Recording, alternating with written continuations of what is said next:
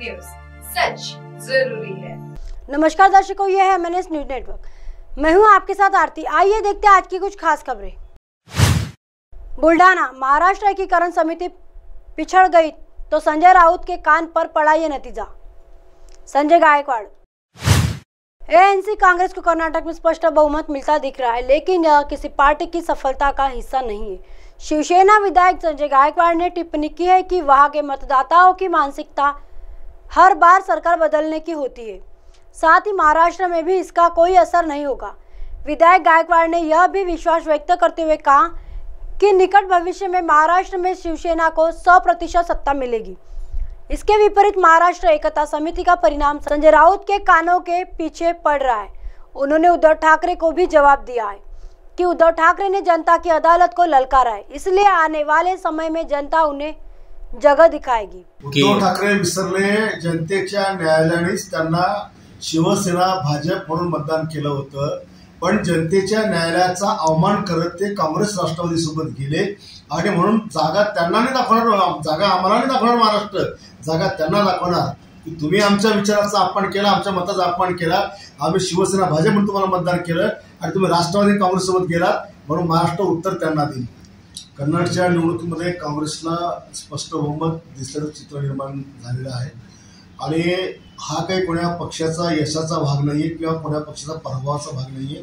कर्नाटकची जनता दर 5 वर्षांनी नवीन सरकार देते, हा त्या कर्नाटकच्या जनतेच्या मतदाराची मानसिकता आहे।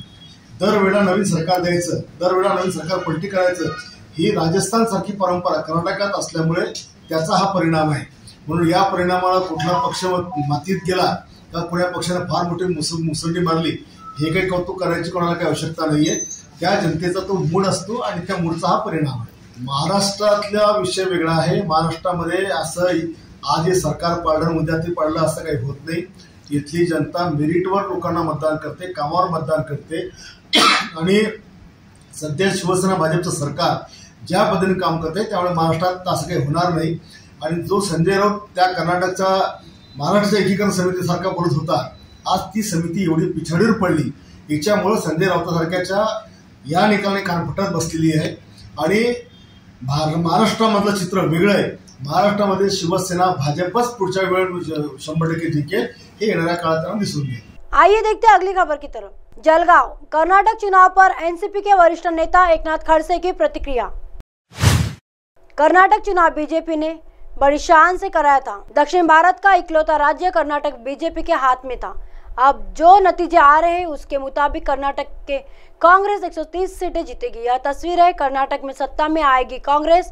प्रधानमंत्री नरेंद्र मोदी ने किया 26 किमी का रोड शो। केंद्रीय गृह मंत्री अमित शाह, महाराष्ट्र के मुख्यमंत्री शिंदे, उप मुख्यमंत्री देवेंद्र फडणवीस थे। इस संकट मोचक का भी वहाँ कुछ खास असर होता नहीं दिख रहा है, क्योंकि कर्नाटक की आम जनता ने महंगाई और भ्रष्टाचार के खिलाफ जनमत दर्ज करा दिया। यह प्रतिक्रिया एनसीपी के वरिष्ठ नेता एकनाथ खड़से ने दी है। कर्नाटकाची निवडणूक भारतीय जनता पार्टीने अत्यंत प्रतिष्ठेची केली होती। साऊथ इंडियामधलं एकमेव राज्य हे बीजेपीच्या हातामध्ये होतं। आत्ता जे निकाल हाती येत आहे त्यानुसार असं दिसतं आहे की काँग्रेसला जवळपास 130 ते 131 जागांवर विजय मिळू शकतो।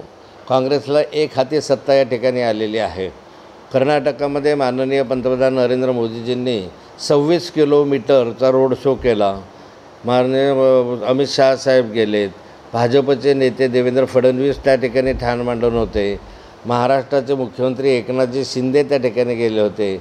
अगदी आमच्या जळगाव जिल्ह्यातील संकटमोचक म्हणून जे जाणवतात ते गिरीश महाजन भाऊ त्या ठिकाणी 15 दिवस मुक्कामाला होते, पण या संकटमोचकाचाही त्या ठिकाणी फार प्रभाव झालेला दिसत नाही आहे। एकंदरीत कर्नाटकाच्या जनतेने या महागाई भ्रष्टाचाराच्या विरुद्ध जनमत या ठिकाणी नोंदवलेलं आहे आणि या ठिकाणी जर पाहिलं आपण तर काँग्रेसला आता कुणाच्याच मदतीची गरज नाही आहे। याच्यावरून जर चित्र आपण पाहिलं तर या देशामध्ये बीजेपी विरोधी असं जनमत तयार होताना दिसतं आहे। आइए देखते हैं अगली खबर की तरफ। नासिक, कुएं में गिरे हिरण को वन विभाग ने जीवन दान दिया।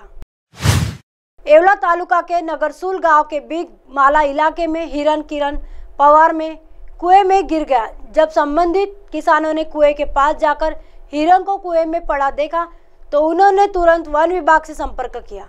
वन अधिकारी अक्षय मांत्रे के निर्देशानुसार वन आमला तुरंत मौके पर पहुंचा। गहरे कुएं में उतरकर पिंजरे की मदद से हिरन को सुरक्षित बाहर निकाला। आइए देखते हैं अगली खबर की तरफ। बुल्ढाना, मुख्यमंत्री एकनाथ शिंदे बुल्ढाना पहुंचे। राज्य के मुख्यमंत्री एकनाथ शिंदे ने आज बुल्ढाना जिले का दौरा किया है। वे चिखली तालुका के इसरुल में दाखिल हो गए। इसरुल से संत चोखोबा राई समर्पण समारोह में आए हैं और मंदिर का लोकार्पण कर सत्ता संघर्ष के बाद पहली बार बुल्ढाना जिले में आए हैं। अब आप हमारे चैनल को आपके मोबाइल पर भी देख सकते हैं। मोबाइल ऐप पर देखने के लिए प्ले स्टोर से MNS news TV app download करें।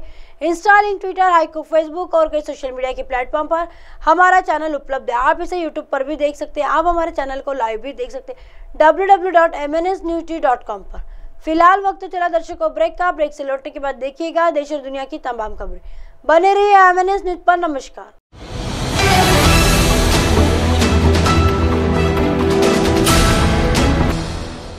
ये है MNS न्यूज नेटवर्क और आप देख रहे हैं MNS न्यूज।